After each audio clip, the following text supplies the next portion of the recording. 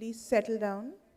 I know people are still up there at the lunch and will be joining us slowly, but just to keep us all on time, we will start our final thematic session for the conference. This session is titled Nutrition, Knowledge and Access to Information. The two co-chairs for this session are Dr. Pulani Lenerol, who's a professor of biochemistry and molecular biology, Faculty of Medicine, University of Colombo. She holds a BSc in biochemistry with nutrition from the University of Southampton and a PhD from the University of Colombo. She serves on the consultative and expert groups nationally and internationally working on nutrition, and she also serves on the WHO nutrient guideline groups and was a member of the FAO-WHO joint expert consultation developing the guiding principles on sustainable healthy diets, and was invited to review the publication on sustainable food system published by the Global Panel on Agriculture and Food Systems for Nutrition. Welcome, Dr. Pulani. Our second co-host is Dr. Melanie Connor. She's a scientist at the International Rice Research Institute based in Nairobi, Kenya. She previously led the Knowledge, Impact and Policy Cluster at the Institute of Development Studies, University of Sussex. She has conducted extensive research and led numerous publications in peer-reviewed journals in the area of behavior change to improve nutritional outcomes in low and middle-income countries, facilitating science, policy, practice, interactions to increase policy dialogue, and linking production with consumption to improve nutrition-sensitive agriculture. Dr. Connor? Let's show some more excitement with a big round of applause. Okay. Now I hand it over to you for the oral presentations. Just one quick announcement. In this session, we only have 4 oral presentations as compared to the other sessions, because we had 2 presentations by the same author, Purnima Sujiva Ratanayake, and we had requested her to club her 2 presentations into one. So she will get 12 minutes instead of 8 minutes, because she'll be presenting 2 presentations in that 12 minutes. So yes, that's all. Over to you. Thank you, everybody, for coming, and I hope this will be a really insightful session after lunch. I mean, everybody probably is tired, but please get yourself ready for something really, really exciting, because we will be talking about knowledge exchange, information, how people gather information, and looking at some evidence on what people have been implementing in the field. And with that, I don't want to talk too much, because I want to give the speakers enough time to show their presentations. And I would like to invite our first speaker, and I'm really sorry if I mispronounce the name, but that's Pagadala Sai Priyanka. And she will talk about enhancing nutritional security through agri-nutri-smart villages, an index-based approach in Telangana and Uttar Pradesh. Thank you very much.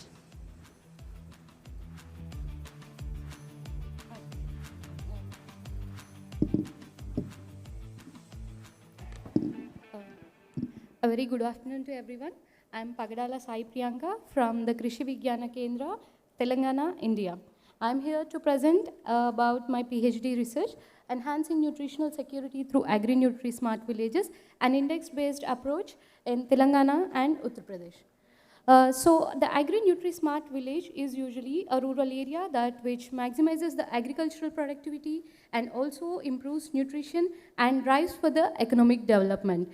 This is a project of ICAR IRI New Delhi, India, and this is based on the 4 major components, that is to promote agri-nutri farming systems, agri-nutri education, and capacity building, and also most importantly the institutional collaboration.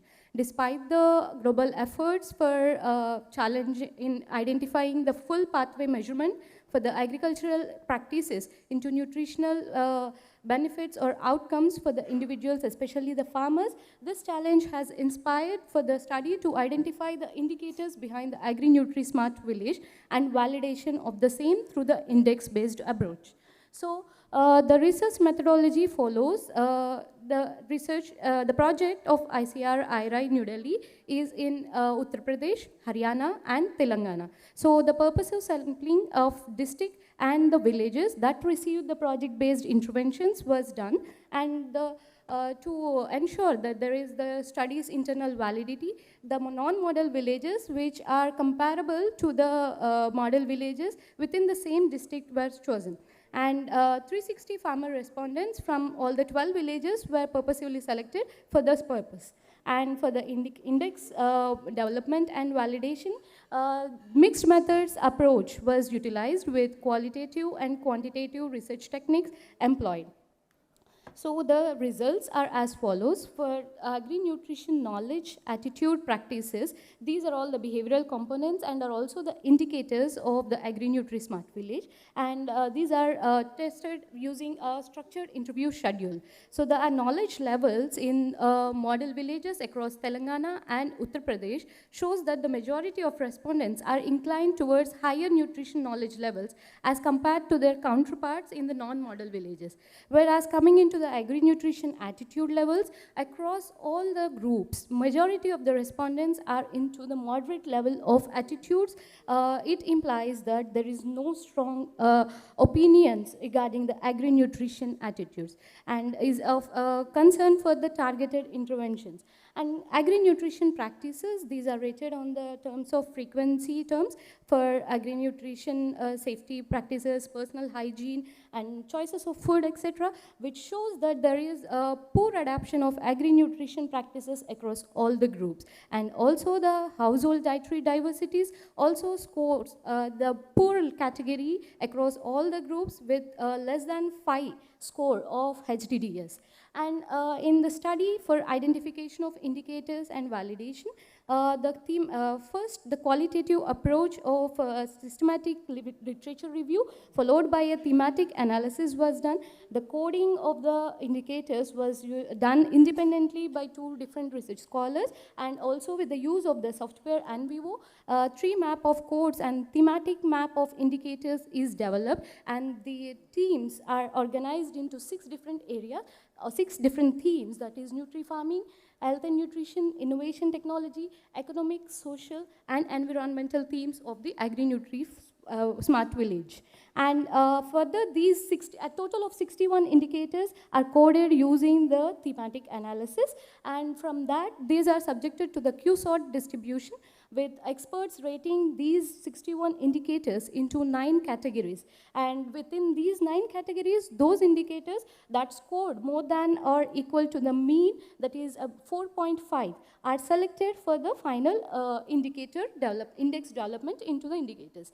And after the Q-sort testing, then these indicators are subject to the PCA. Since there is a huge volume of indicators, these are reduced into the 12 dimensions using principal component analysis with those of eigenvalues of more than 1. And this gives us the 12 indicators, that is production diversity, agri-input management, good farm practices, health and nutrition practices, nutrition and learning, financial resilience, basic infrastructure, smart technologies, market and logistics, social networking, gender empowerment, and sustainability. With these 12 indicators and 12 dimensions and 40 indicators, Agri-Nutri Smart Village Index, shortly called ANSWI, is developed using Alcar-Faster method of counting, for the weightage being 0.083 for each of these indicators, that is the equal weightage. And the result follows that these 12 dimensions, the Telangana's model villages have outscored with the 0.78 proportion of the ANSWI score, with only 0.43% of the farmers reaching the agri-nutri smart status. And this has been followed by the Uttar Pradesh model villages, and then the Telangana's non-model villages and Uttar Pradesh non-model villages. Further, these 12 villages are ranked based on their ANSWI scores and inadequacy ratios of the farmers. So this also has shown a trend that the model villages have outperformed the non-model villages in both the states. Then coming into the individual dimensional proportions, so among all these 12 dimensions, the nutrition and learning and smart technologies and also good farm practices, these 3 dimensions have a more proportional contribution to the non-agri-nutri-smart status of the farmers of the region. And also with the uncensored and censored headcount ratios being high in these 3 dimensions. And further, the index is also developed using a PCA and subjecting this for the ANOVA. Both the results are further confirming that the model villages have outperformed the non-model villages with the significant difference between the groups in Telangana, that is the model and non-model villages, and also significant difference between the groups in Uttar Pradesh. And further confirming the sensitivity of analysis of indicators, a Pearson correlation coefficient is run, which has showed a significance at 0.05 level, indicating that the indicators do not affect much to different weightage processes. So saying this, I would like to conclude this presentation that the need for tailored training programs and knowledge transfer is very much essential from the model villages to non-model villages, since the model villages have really outperformed that. And the study also identifies a very large set of indicators that are that can serve as a benchmark for evaluating the villages and also ranking them. And to further highlight, a policy intervention can be proposed where the providing resources and incentives to farmers for following nutrition-sensitive farming practices would help in their nutrition-sensitive scores. Yes, thank you.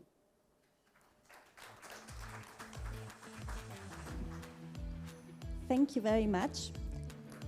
Our next presenter, oh dear, is Sujiva. Sujiva, I'm really sorry, I'm not able to pronounce your last name. And she will present a combined presentation about students' perspectives on establishing sound school food literacy education and the school food environment, and also on parents' perspectives on the current status of school food literacy education and school food environment. Thank you very much, and I'm really sorry. Good afternoon, I'm Purnima from Vayam University of Sri Lanka. As you all know, today the food system is very dynamic and complex. To navigate it in a better way, to ensure health and well-being of the people and environmental sustainability, it is important to have food literacy, especially in school children through school food literacy education. When designing effective food literacy education programs for schools, it is important to understand the background information first. That is why we examined parents and students' perspectives to understand the food literacy education's current status of food literacy education and school food environment in this study. Earlier, food literacy was taught as individual skills and attitudes around food use. But with the expansion of this concept, it was identified in broad scope. That means now it is included food system, food nutrition, health-like things, environmental, political, legal, socio-cultural like effects related to food under food literacy. Food literacy education for adolescents is important to make them informed citizens in future. Adolescence is a critical stage that lay foundations for long-term food behaviors. So when they become food literate, they can maintain their health and well-being, and also they can help the others in the society to become healthy. We used students and parents in our study because they play different roles in different levels in school food literacy education system. So we could able to understand the current status of school food literacy education and school food environment in a better way. This was an island-wide study that participated 86 students and 53 parents through focus group discussions. Their perspectives were assessed under different themes, like this. When we consider the students' perspectives first, they have clearly identified the importance of food literacy education. They know that it is important to improve their health and well-being and to improve food skills of them, and also to aware many others in the society through food literacy education. That's a positive thing. When we consider the experiences of students regarding food literacy education, they had mixed opinion about that. Although they have some controversial ideas, mainly they thought that the current curriculum exposure for practical aspects actually is insufficient to develop food skills in them. And also, many struggle to adopt healthy food behaviors. Although they know some food items such as sugary, oily, snacks-like things are unhealthy, they can't have a control over consumption that unhealthy food products.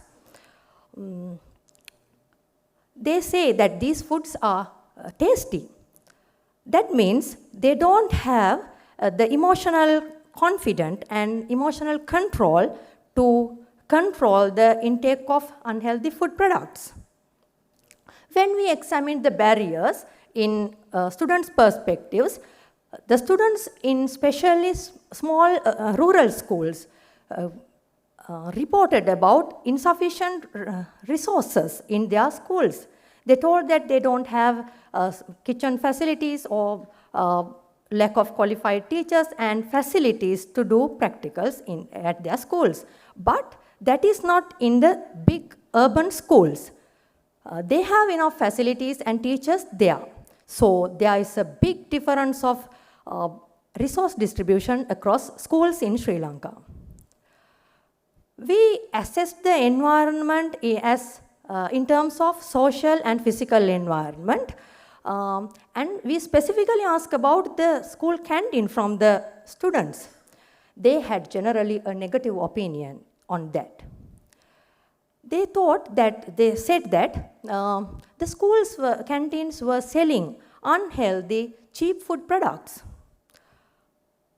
As we observed also, we identified that schools have given less priority to school canteens. They have located in small, isolated buildings with less facilities. You can see two canteens, for examples, in Sri Lankan schools, and most of the canteens are like this. When we asked about the programs executed in schools, the students told the programs are insufficient to improve their skills related to food. And also, but some schools were conducting interesting programs like cooking competitions and school gardening campaigns, but it is also not in all schools. Students came up with suggestions based on their experiences, such as to increase practical sessions, providing ingredients and equipments, promoting school gardening, introducing food literacy as a separate subject, expanding beyond textbooks, and promoting local food in school canteens. When we asked about the parents' perspectives, they also had more or less similar ideas as students. The parents were generally satisfied with their children's food literacy. They told that they have the knowledge to write in the exams. That is how they see. And however, they're concerned about their practical applications. That means they know that their children are not competent to apply them in day-to-day lives. When we asked about the food environment from parents' perspectives, their views were varied due to socio-cultural and health factors, and generally they had a negative opinion about their about school food environment. They told that school culture or school environment does not support food literacy, to improve food literacy of the students. They told that they wanted to implement some, or they wanted to provide with some homemade healthy foods with their children, but because of the uncontrolled or unregulated environment in schools, promote other students to bring unhealthy food products. Because of the peer influence, there are children also demanding such unhealthy food products. That was a problem for parents. And also, some parents criticized the behavior of some parents who prioritize convenience over health and nutrition of their children. They told some parents by themselves buy unhealthy food products from food outlets for their children as school meals. And also, when we asked about the practical applications or practical component in school food environments, parents told that the practical component under food literacy education is not sufficient or insufficient to develop food skills in their children. And also, their engagement was really was poor according to them. As also we know, we also know that after grade 5, the parents' engagement with the schools significantly decline in Sri Lankan schools. They don't know what is happening at schools. When we asked about the barriers from parents, they have identified similar barriers as students, mainly related with facilities and some communication gaps also. Parents criticized the exam-oriented education system in schools. Parents also came up with different suggestions for improvement. They emphasized the need for practical skills in gardening, food preparation, and healthy eating like practical things. And also, they suggested enhancing school food programs and increasing parental involvement in education, because they know that their children don't have that skills. So they want the schools to take the initiation with the help of them to make their children food literate. That was the intention of parents too. To conclude, although the children have knowledge, they do not practice healthy food habits. Support of the school food environment is also not adequate to improve food literacy. As we all in South Asian countries, we share contextual similarities. So, from my research, I would suggest you to target behavioral changes mainly through food literacy education.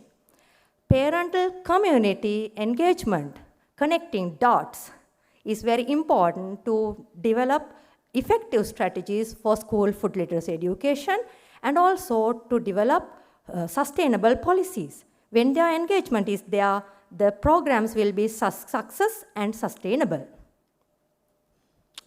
Additional research may be important to assess the long-term effects of these interventions, and it is important to develop some important strategies too. I would like to thank National Research Council and Wayamba University Research Grant Scheme for funding this research, and Ministry of Education and the participants for their contribution. Thank you.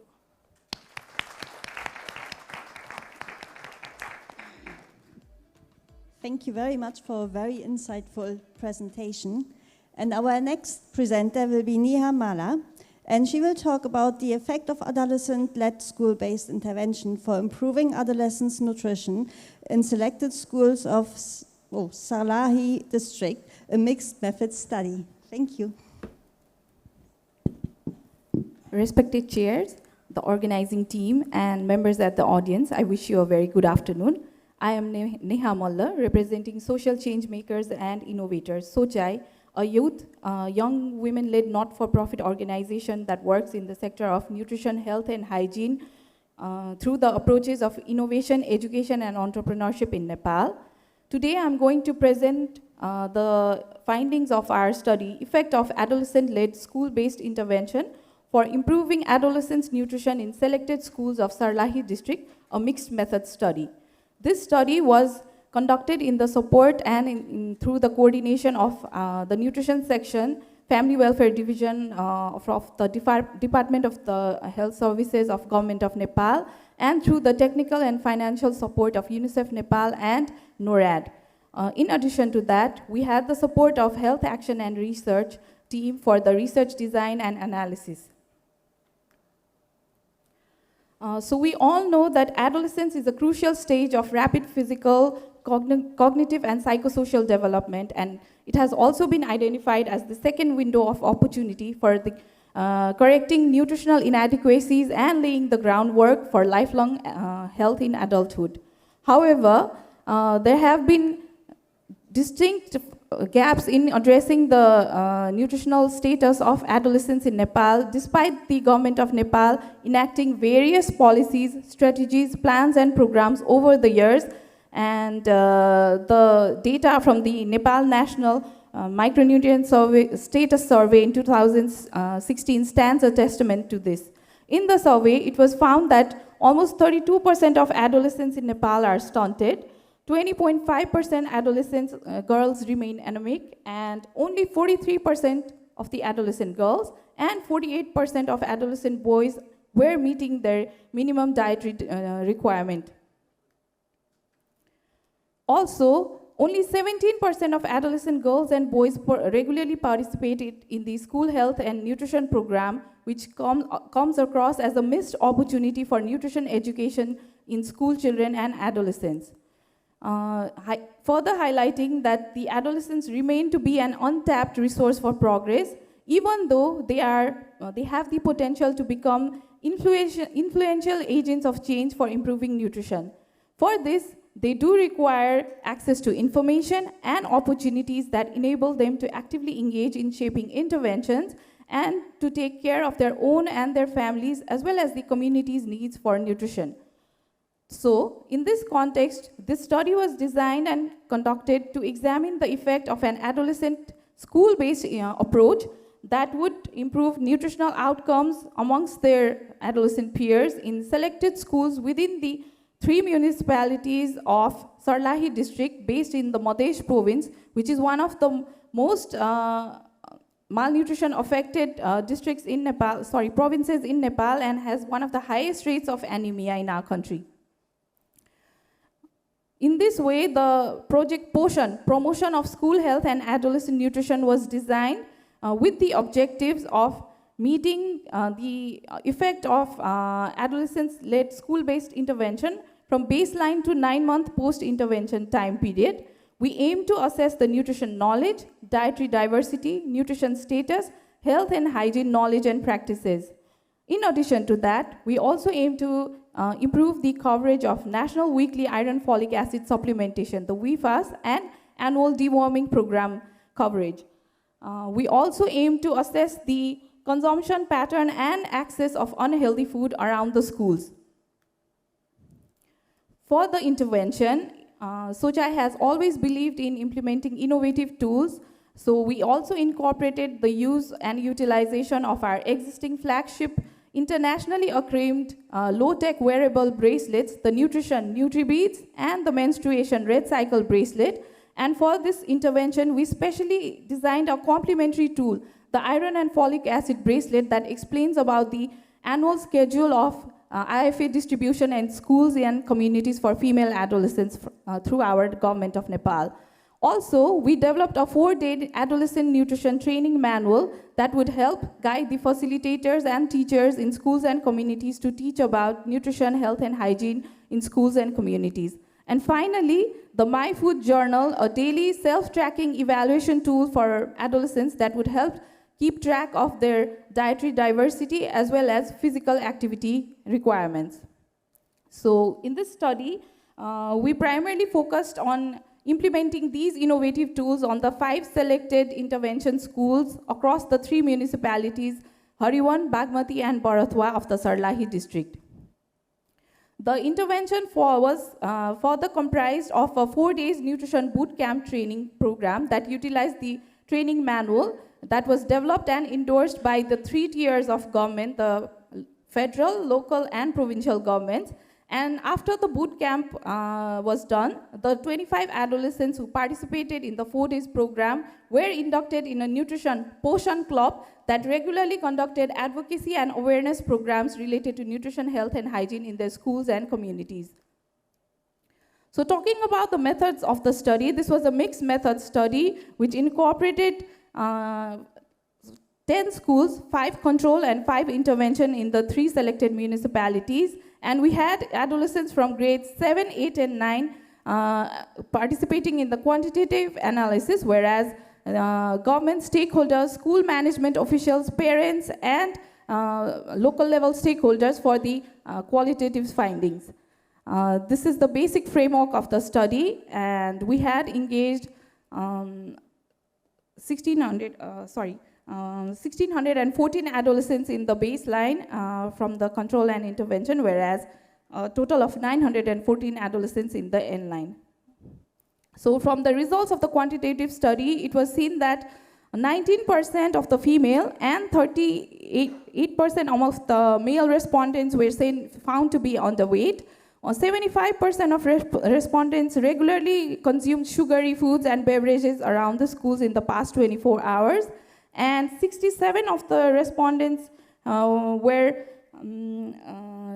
engaging in the IFA distribution and deworming program in the past 6 months of the study.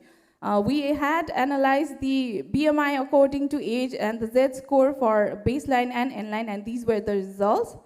To summarize the quantitative findings, we could see that there was an improvement in the awareness of iron and folic acid distribution in schools, as well as improved coverage and regular intake of the IFA tablets. There was improved awareness about the deworming program, as well as the consumption of healthy food in school. There was a discouragement of consumption of unhealthy food in the schools. However, no effect was seen in the access and availability of unhealthy and packaged food around the schools. To sum up the qualitative findings, as presented by the previous presenter herself, similar findings were found in our qualitative findings too.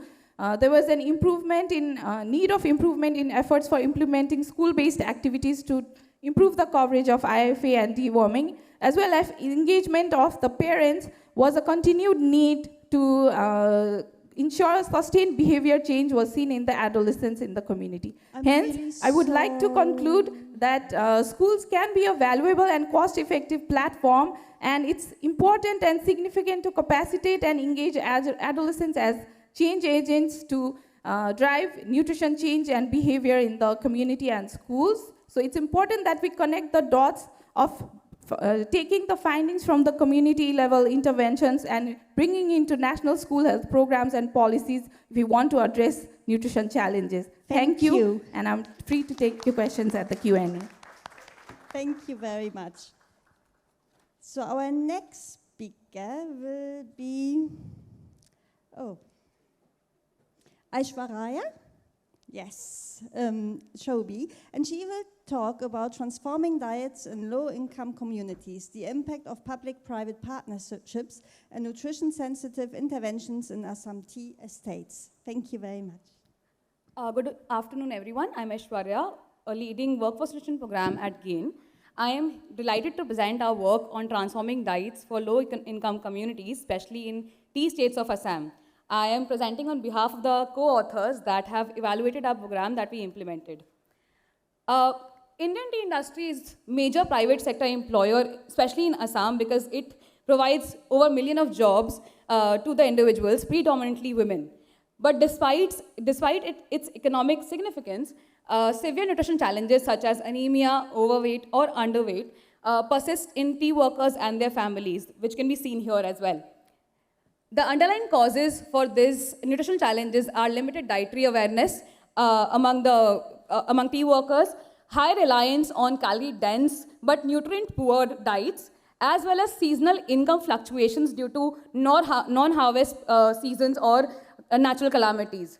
But the most important is affordability and accessibility to the nutritious food products. To address these challenges, GAIN, along with Ethical Tea Partnership and 7 tea leading companies, implemented workforce nutrition program in 110 tea states, covering 7 districts of Assam, and reaching 160,000 workers and their families. The objective was to improve nutritional outcomes for the tea workers, improving diet diversity and consumption of nutritious food, especially fruits, vegetables, and fortified oil. We used 2 prolonged approach. One was on demand side of the things, where we focused on behavior change activities for increasing awareness around nutritious food products. Also, supply side interventions, where we wanted to improve access, availability and affordability for the selected nutritious food items. Our research focused on evaluating the impact of the success of the program in improving dietary habits among the tea workers through increased consumption of local vegetables and fortified oil. The research questions focused around consumption habits, knowledge awareness, and food availability as well. But before getting into the evaluation methodology, I would talk about the program approach that we took. The aim was to improve demand, access, consumption of nutritious food products. And this was done by two things. One was the access model, where we worked on creating sustainable market mechanisms through two different models. One was door-to-door sales of nutritious food products by women entrepreneurs in 76 tea states, and creating sustainable last mile delivery system within the tea states through healthy line shops in 34 tea states. The second one was focusing on the demand side of the things, where we had intensive behavior change activities through edutainment, is what we call it, street plays, cooking demonstrations by nutritionists, cooking competitions, home visits, and the school games. Also, talking about the behavior change models, we focused on creating and delivering 4 simple key messages through multiple activities. This was focused on consumption of balanced diet, consumption of seasonal fruits and vegetables, fortified oil, and also hand washing with soap. These messages were reinforced again and again through community engagement activities and targeted home visits and nutri games for children and pregnant women. This was uniform across the implementing partners, but along with awareness, we also needed to focus on improving availability of the nutritious food products. So we focused on 2 different programs. One was where we created a local women entrepreneurs network who were trained on sales and awareness, and these acted as a nutrition champions to generate awareness and act as an access point for nutrition services. The second one was to utilize the traditional existing neighborhood retail shops into an access point for nutritious food products. What we did was we created a supply chain where we linked the HLS shop with the aggregator so that procurement and supply can be done at the retailer's doorstep. Coming to the evaluation methodology, we had pre and post cross-sectional design of the entire study, which was used to measure the changes in outcome impact level indicators between baseline and end line. Our sample was both quantitative and qualitative. Quantitative focusing on 990 tea workers from different multi-state sampling, where tea states were first randomly selected. Between these tea states, we had divisions which were selected and 15 worker household among this division. Qualitative sample included key informant interviews as well as group discussions. The inclusion criteria was women who were in the age group of 18 to 49, working as a tea state workers, and were responsible for household food feeding as well as preparation. The sample timeline was around Feb-March in 2021, which was the COVID period, and the end line, which was March and April in 2023. The data analysis techniques were descriptive statistics, chi-square test, and also we used propensity score matching because there were 2 different conditions at the baseline and end line, and we wanted to ensure that fair comparisons can be done between the matching participants with similar characteristics. The outcome matrix included diet diversity, which was minimum diet diversity for women, and food insecurity scale, experience scale. The result, as outcomes and impact, we can see that there's an increased consumption of targeted food items, especially fortified oil, vitamin A-rich fruits and vegetables, and dark green leafy vegetables. There was improvement in diet diversity as well. The average score increased from 4.5 to 5.9. There was also increased awareness on fortified oil and the availability. This was backed by the sales of the nutritious food products also through the access model that we had. From HLS model itself, there was a 8-fold increase in the sales of nutritious food products that we targeted. Also, there was 3-fold increase in sale of fortified oil just through the Thermalife entrepreneur model that we had. Both models successfully shifted the consumer preferences to the healthier choices that were needed. If you look at the impact on consumption, we can see that number of food groups consumed increased, especially in nuts, dairy, dark green leafy vegetables, other vitamin A rich fruits and vegetables, and other vegetables that we had. Also, there's a distribution in the 10 food groups that was there. In baseline, it was around 6 food groups only, but by the end line, it was in the 10 food groups. For scaling up, I would say that it is important to expand these models to other regions, tea-growing regions as well, and also hard-to-reach geographies with adapting to a local context. It is also important to include access model along with awareness model so that a 360-degree approach can be created for dietary shift. Also, strengthening local partnership and capacity building of local stakeholders for creating sustainable, resilient ecosystem is important. At the end, I would just say that a dual approach which combines behavior change with supply-side interventions provides a scalable, sustainable, and resilient system for us to improve diet diversity in hard-to-reach populations. Thank you.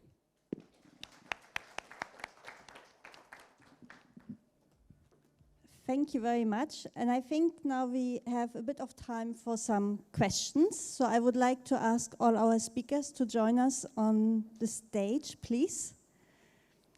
And I would like to ask the audience to get ready to ask them some questions.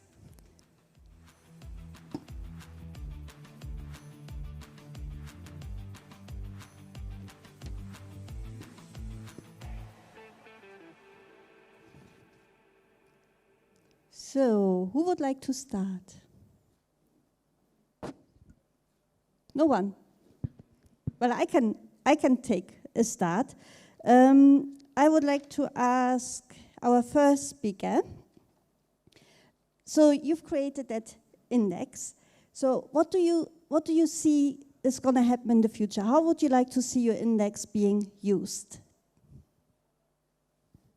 Maybe the index need further validation other than the model villages and non-model villages, and also the cutoffs for the indicator level and the dimension level cutoffs, which are censored scores, needs to be improved so that it gives more valid results and can be reliable option for measurement.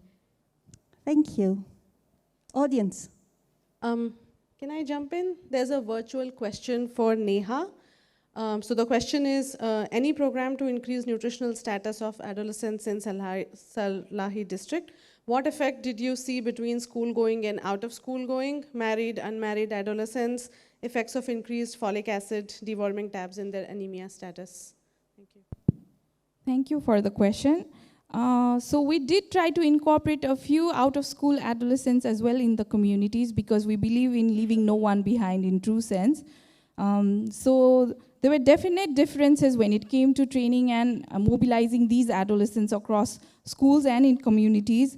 In schools, definitely the students were more confident, retained knowledge very well, and were effective in delivering these sessions, while it took a lot of effort of us, our team members, to train the out-of-school adolescents who had left schools many years back, weren't able to read and write properly, or even communicate in our national Nepali language because they're so acquainted in speaking and using their local Awadhi language and local languages like Theti and Bajika. So there was this communication barrier at first. After the training was received, it was difficult for them to go out in the communities and advocate for issues like nutrition, especially menstruation, that's closely linked to sexual and reproductive health rights, which is not well accepted in conservative family backgrounds that they come from in Madhes. So these kind of differences were seen. And as for the iron folic acid, I think I have to give credit to our field team members because they were so effective and constantly advocated, even with their family members, parents, grandparents, to allow the girls and adolescents to go out in the communities, talk about these topics, and actually convince them that these have a long-term effect in the lifelong health of especially the female adolescents. So I think these were the stark differences, but obviously there were a lot of challenges when it came to out of school. And you might have seen even in the schools that in our research study, there was a lot of loss to follow up, and we nevertheless successfully managed to complete the research meeting that criteria. But these kind of apparent differences are seen especially in Madhesh province, where still there is a large quantity of illiteracy and a lot of myths and discrimination, especially seen in gender biases. Thank you. Hi, I'm Dulakshana. I'm a dietitian working in a private hospital. So when we were interact with our clients and patients, I identified they have accessibility, they have affordability, and all other key factors to have a nutritious food. And about the knowledge, they get all kind of informations like benefits of functional foods, and they know how to, know that we want to reduce the salt consumption, obesity is not good, but I feel the messages about the functional food hit hard. So rather than focusing on the other things, they are tending to focus on the functional food. They are ready to go to any extent to get those things. So I feel both types of messages to be considered equally. So do you feel there is gap or error in, during the communication of this information?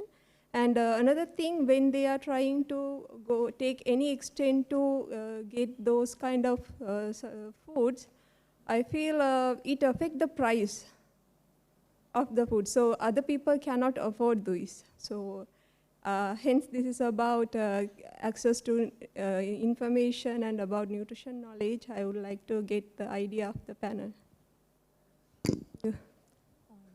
Yes, I also agree that the students have adequate knowledge. Okay, that's okay, but the education does not target actually the behavioral changes. If they have, although they have the knowledge, they can't apply that in a proper way. That's the problem. Sometimes we have seen some people, although they can't afford some healthy food items, as they tell, they spend their money on unhealthy food items. For example, for a tea, they may spend about 200, 300 rupees in Sri Lankan rupees, I mean, even for a tea, to buy short eats like things. But when we are talking about nutrition, actually the fruits and vegetables are comparatively less in price.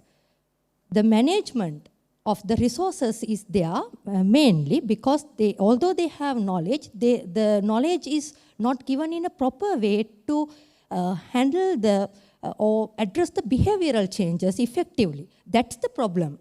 It was identified from our research also. That's the main problem. The education system does not target behavioral changes effectively. That's a burning issue and significant problem in Sri Lankan education system. I also think it may be similar in other countries too. Thank you. Next, yep. Yeah.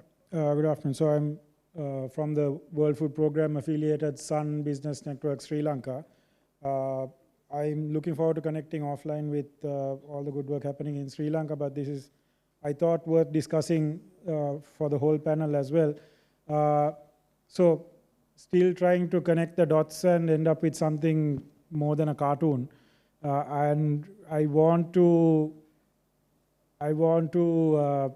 kind of raise the fact that I feel there has to be a little more willingness to work across sectors and silos and a little less prejudice, more openness to understanding how the sectors can work together.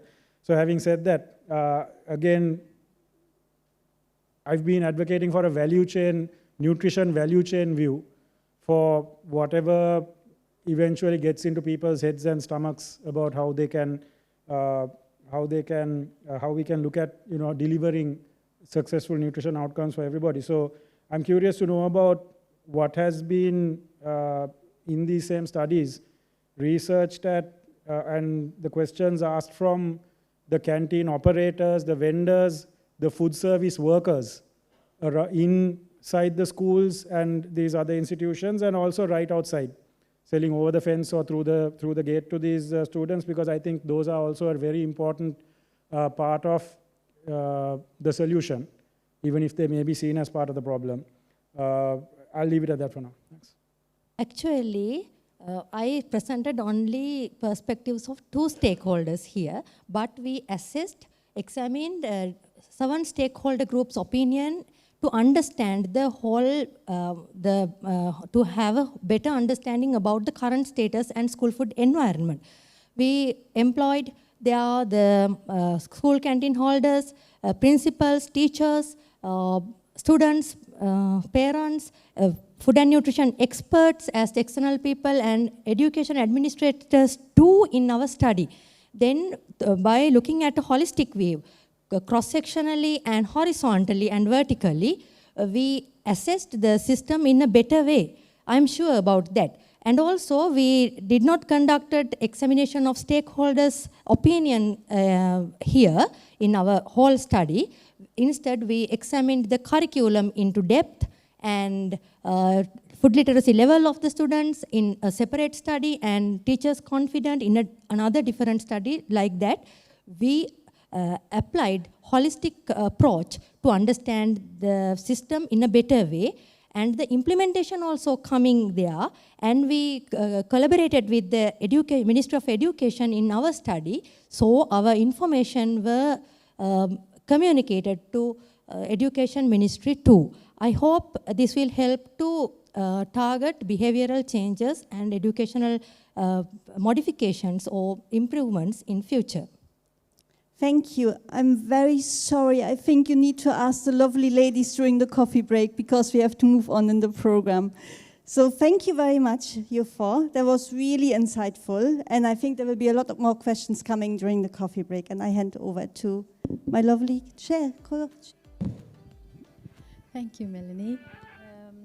So we move on to the rapid fire presentations. And thank you very much for sharing your thoughts. So we have some online, and the first one is on site, I think. On site, yeah? Yeah. Okay. So the first rapid fire presentation is on empowering urban youth, innovative approaches to tackle malnutrition through school-based nutrition programs in Bangladesh, and it will be presented by Mortahina Rashid. Thank you. Over to you, Rashid. Good afternoon, everyone. My name is Dr. Mortahina Rashid, and I work for Sustainable Agriculture Foundation, Bangladesh. Today, I will share how we are empowering urban youth to tackle malnutrition through school-based intervention.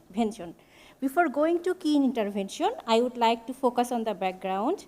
Due to rapid urbanization and unhealthy food consumption, our youth are suffering from double burden of malnutrition. And access to diverse nutritious diet is limited and putting our youth at risk of long-term health issue. This is where school come in as a critical platform to address these challenges. Our initiative named Nutrition in City Ecosystem Project is being implemented in 6 secondary cities of Bangladesh, Kenya, and Rwanda. And under this project, we implemented few key interventions in the school. In collaboration with local government, Bangladesh Institute of ICT Development, school and health sector, we implemented few key interventions in the school. And at first, we conducted formative research to understand the behavior pattern and meal pattern on the school children. And after that, based on the result, we implemented few key interventions, like we organized 40 bootcamp session, and also we trained the school children and teacher with integrated training material, and also we organized exchange visit for the student and teachers so that they can visit the farmers and learn that how the food is coming from. And also, in addition, we conducted cooking demonstration and established school canteen at the school premises so that they can enjoy the nutritious meal. And result from this intervention are we empowered 40 schools and communities and equipped them with basic nutrition-related knowledge, and 57 women are now directly engaged in income generation activities as they are providing nutritious meal to the school children, and 160 teachers and 1,175 students are empowered with the knowledges. And in conclusion, I would say school-based intervention helps are a powerful tool, and students are becoming changing agent in their families and communities. Thank you very much for your attention. Thank you. Thank you. Now we move on to an online presentation.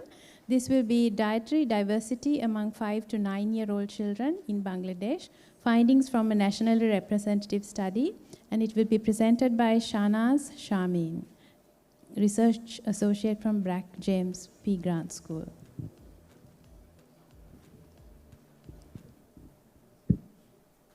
Good afternoon, everyone. I am Shahnaz Shameen from Brack James P. Grant School of Public Health, Brack University. Middle childhood, the age group of 5 to 9 years, is a period of growth requiring a varied diet to support physical and cognitive development. However, this age group has received disproportionately low levels of scientific attention relative to other life stages, particularly regarding dietary diversity. In our study, we assessed the dietary diversity of 5,764 children using a 24-hour dietary recall with data collected from 90 sentinel sites across all 8 administrative divisions of Bangladesh. We conducted Poisson regression with robust variance to identify factors associated with inadequate dietary diversity. So, what did we find? Our results revealed that over half of the children, which is 52.7%, had inadequate dietary diversity, consuming less than 5 recommended food groups. Inadequate dietary diversity was significantly associated with factors such as lower parental education, household non-consumption of fortified oil, mild and severe food insecurity, and lower household wealth. In order to address dietary diversity among children, interventions including nutrition education, social protection, and macroeconomic measures to improve household wealth and parental education should be undertaken. Thank you.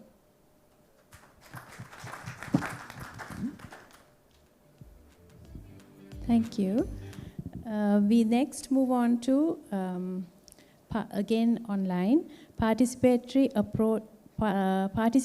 open access food systems dashboard empowers South Asian nations with evidence-based decision making.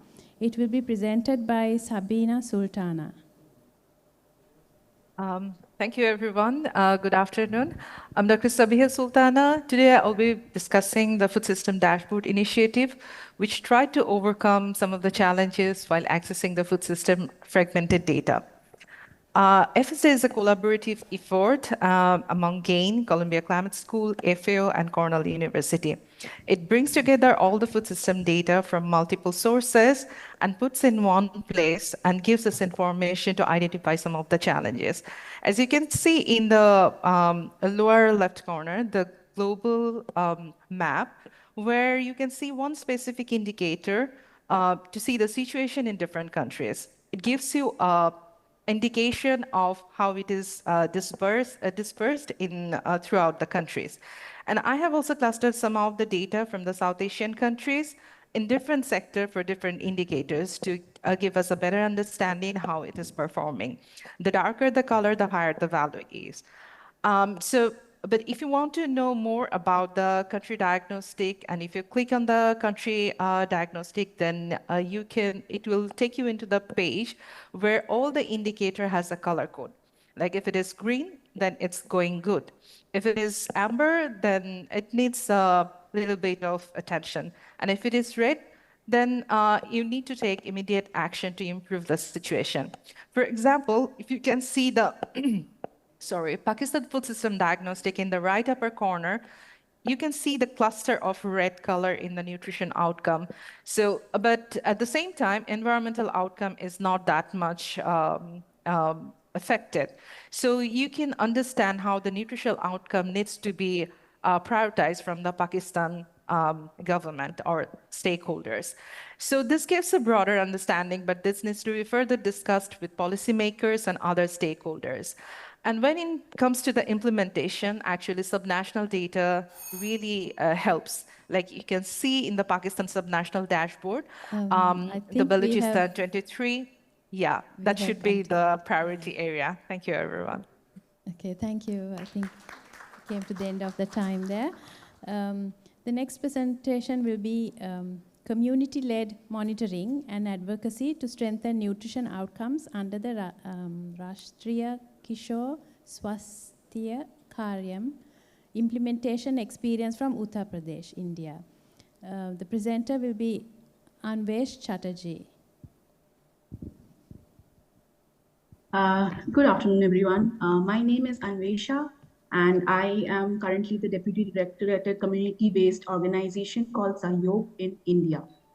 Today, I'm going to present before you a proof of concept of the efficacy of a community-led monitoring and advocacy initiative, which has resulted in strengthening of nutrition outcomes under a national level nutrition scheme in India.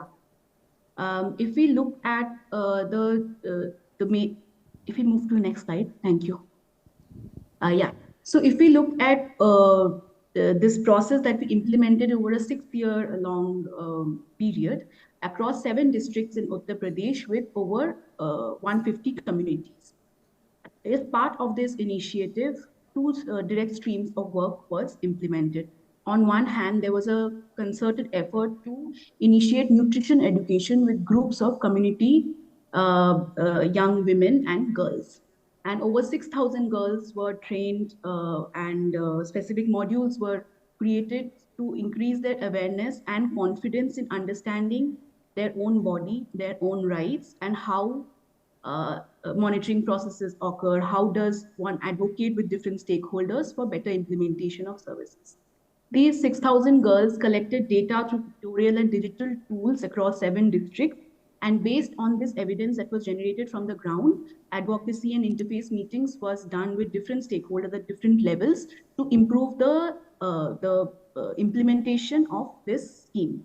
The impact of this was that we saw a 60% improvement in delivery of nutritional services at the village level, and at an individual level, 7 out of 10 youth increased their awareness about their own body, their own rights, and their health. So from this implementation experience, the key takeaways that we do have is that when we utilize a leadership-based and resilience-based lens in working with young people, the impacts are solid. Secondly, we need to invest more. We have come to the end of your time, I'm afraid. Can you conclude quickly? Yeah, and lastly, we need more evidence which is generated by the communities so that we can lead to better implementation. Thank you. Thank you. Finally, we have our last presentation, Situation of Food Safety, Hygiene and Nutritional Knowledge of Household Cooks Living in Different Divisions in Bangladesh. The presenter will be Nepal Chandra De.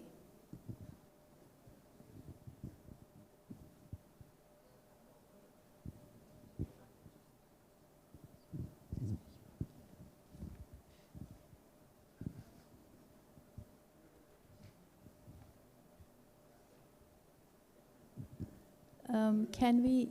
Dr. Nepal, you're muted. Can you please unmute yourself? Thank you so much. Thank you so much. Thank you. Thank you, everyone. The chair of the session. I am the lead of the study that was conducted by MAS project, that is meeting the undernutrition challenge fund program under food planning and monitoring unit of Ministry of Food. It was funded by USAID and EC and technical assistance from the FAO. So I had the opportunity to work as a principal investigator, and this is a nationwide survey we conducted, and we visited rural, urban, and slum areas, and we talked to the people. We had a anthropometric measurement, and it was we visited rural, urban, slum, and we found cooks' knowledge on food safety and hygiene and nutrition is a different among rural, urban, and slum area. You see, there's a different knowledge and practice was found.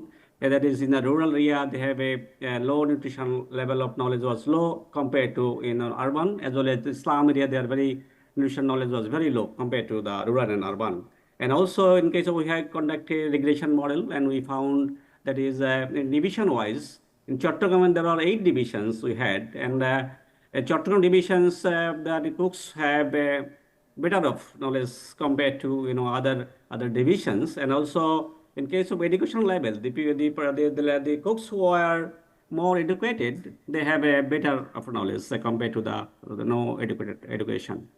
And also the people who have nutrition status, BMI we have measured, and we found normal weight, overweight, and obese. The people who have normal weight, they also have a high nutrition knowledge compared to the that is low or to the obese and that is overweight. And in case of wealth index, we found that is that people who are rich in the family, the cooks who are from the rich family, their knowledge is more than better than other group. So this is something that our regression model we got it, and then can you please we have next? come to the end of the session, I'm afraid. Thank you very much for your presentation. Yeah. Thank you so much. Thank you. Okay, so a round of applause to everyone who presented. So we've come to the end of this session, and it was very interesting. And as you said at the start, we were looking forward to something really exciting here. A few summing up comments that I would like to make.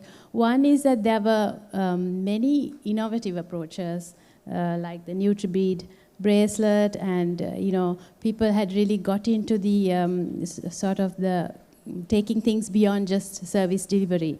So it is very encouraging to see that most of the programs actually looked at program issues. And one very important thing was that for effective programs, you really need to look at perceptions. And we saw how student perceptions and parent perceptions and all of that was really looked into in some depth. So there we saw how that is so important to having a successful intervention. We also looked at many of the programs also covered barriers. So in most of these settings, there are many barriers, and it is actually overcoming those barriers that really make the difference on whether we take our intervention forward effectively or not.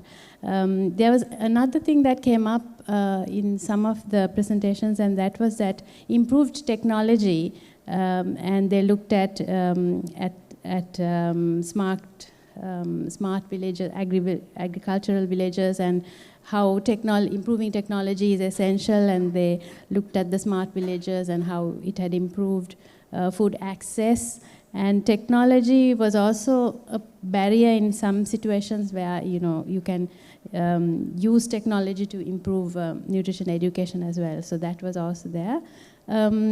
We also saw diversifying, the need to diversify food supply. That also came across the board in many of the presentations.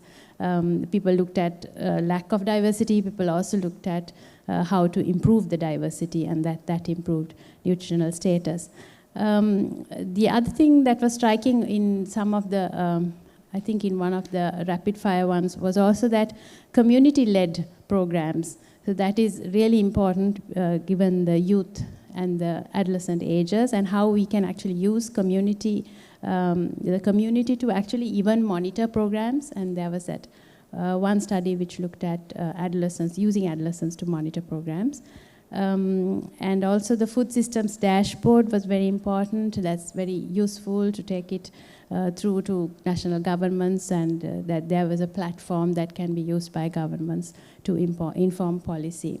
And finally, to empower women, and that also came across in many presentations, and how there was one which showed how women can be empowered in businesses, and together with the public-private partnerships can also improve access.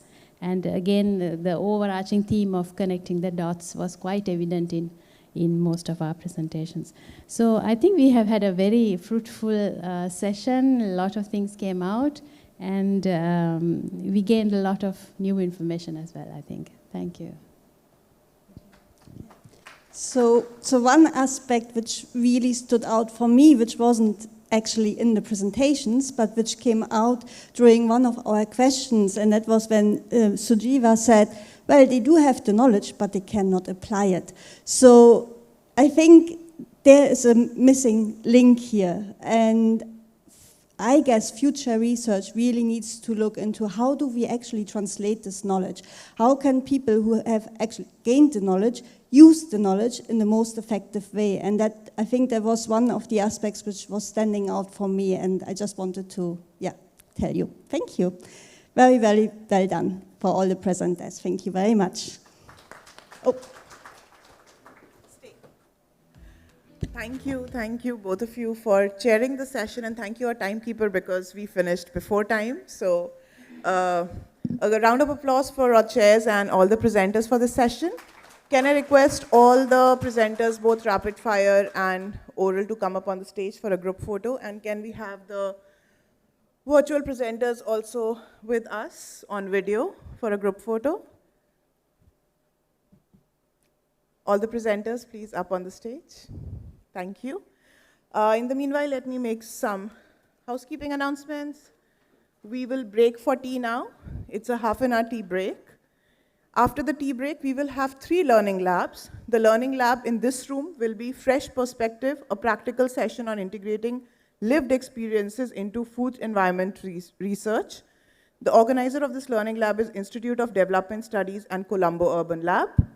The one that will happen in saffron and ginger is methods for estimating beneficiary population targeted by health and nutrition interventions for women, pregnant women, infants, young children, and adolescents. This is organized by International Food Policy Research Institute. And the third learning lab in the Tamarind room is Curriculum Enrichment Workshop, Interdisciplinary Teaching and Learning. That will be organized by the ANH Academy. Please note that the learning lab in this room and the learning lab 3C in the room Tamarind is only for in-person participants. We don't have hybrid format for that. The only learning lab 3B, which will happen in saffron and ginger, is open to the online participants. So requesting all the online participants, if you wish to join the learning lab, please join the learning lab 3B, as 3A and 3C are only for our in-person participants. Thank you so much, and see you at 3 p.m. in the same room. And after the learning labs, we will have the final closing session for the conference. Thank you so much.